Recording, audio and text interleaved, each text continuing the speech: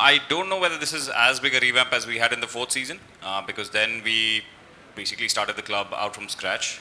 We had to change everything in our way of thinking and how we went about our recruitment, hiring of coaches or players or whatever it was, our style of football. This season, I think we're working with a more solid foundation where we already knew what we wanted to do in terms of the playing style, the sort of players we wanted to recruit. We did also have a lot of the players from the past as well, because that season we had the draft, so it was a complete unknown.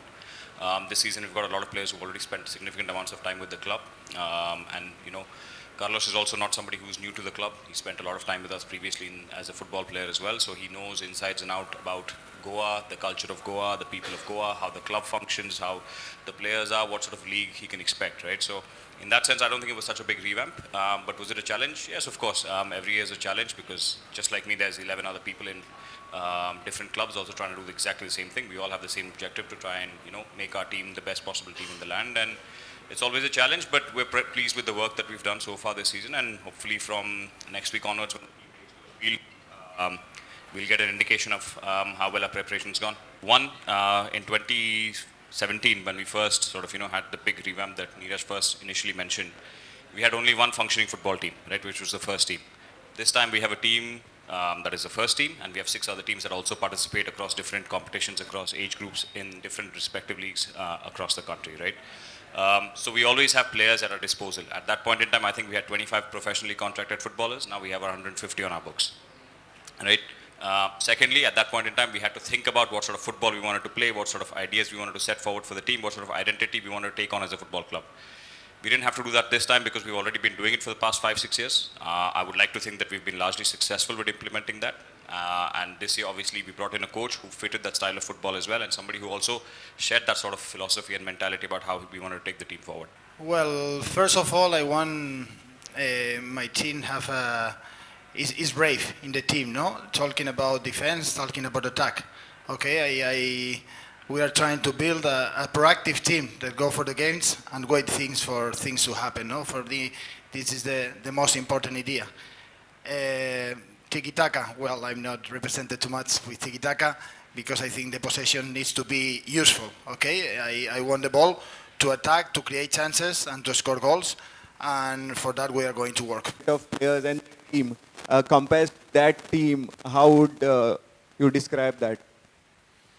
Well, I don't like comparisons, no, because it was some time that, as you said, we had a lot of success. We played a really good football, and we got some success, some trophies, and had a very fun time for everyone, no? But now it's a different era. I'm a new coach. We have different players. Some of them played then, but this is a new era, and we don't have to think in the past. We need to create our own story, and we are going to work for that. Right now, what I know from them during the pre-season, I have a group of players with a lot of ambition, with a lot of hunger, and looking forward to make the fans happy. This is the best quality of my team now. I have a group with a huge ambition. My expectation is that if we are in our level, in our best level, we are able to win. We don't have fear from anyone. We know that there are many good teams in the league. That this year, I think the season is going to be very tight, the table, but we're able to fight against anyone. So, looking the ambition, looking the hunger and the quality, of course, that I have in the team, I think we are ready to face a great season. I think ISL has grown quite a big amount in terms of the stature of the league, etc. After players who are going to be coming on to speak to you guys as well, it's a question that you can apply to them as well and ask them how easy for them was it to understand the visibility of the league, etc. and so forth, because there's a few players who are actually sitting there on my right-hand side who we recruited this summer, and when we had to sort of present them the club's vision, the club's idea, and also introduce them to the league, they were like, we already know a lot of these things, because they've already followed this league for quite a bit before, because they've already had ex-teammates or friends or people they know of who've already come and played in this league, right? So in that regard, the league's has grown in stature. The one other thing you'll notice is that a lot of these players are coming in their prime years, right? Kevin and Noah were sitting there. They're both in their late 20s. So they're coming in at a time when it was in their prime. When the ISL initially began, players were around the 34, 35 mark. So obviously that's one big thing. And also, if you look back at the archives and watch some of the ISL games that happened, even as early as say the fourth season, as compared to what we see this year, people who watch the game with the trained eye will realize that actually the game is a lot more nuanced and a lot more complicated in terms of how teams sort of approach themselves. It's not so easy to win matches anymore. It requires a lot of attention to finer detail. So I think that stands the league in good stead because it's just increased the level of the Indian players as well because the expectations of them is higher and the demands of them are higher as well. We hope we'll have a full stadium come 3rd of November. We have 3 away games to contend with before we get there. Obviously the team is focused on that, but ours from a club perspective, we're hoping that we have the stands full. It's been 2 years. I think the last time that the team played in Fatorda was in the semi-final when we lost out on aggregate to Chennai.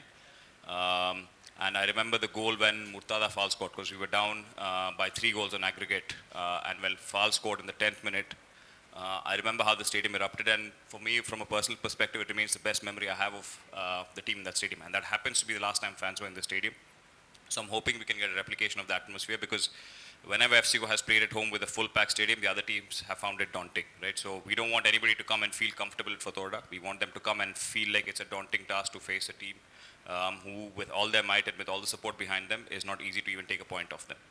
Last season, FC Goa team was in ninth number on position on point table. This time, what is your winning mentality for games? Yeah, we were 9th, and obviously that required us to take certain proactive steps to change that scenario. You would have noticed that we've got a different set of players in this time. We've still kept a significant bunch of the Indian core. What is the winning mentality? Essentially, like the coach mentioned, we're a team that want to be brave. We want to try and take the game to the opponents, not for them to decide what's going to happen in the game. We want to initiate how the games are played, and we dictate the style of play, etc. And it's completely in our hands. We don't rely on the other team to decide what happens in the game. And in terms of winning mentality, I think it's a process. It's step by step. You gain confidence based on the games that you play.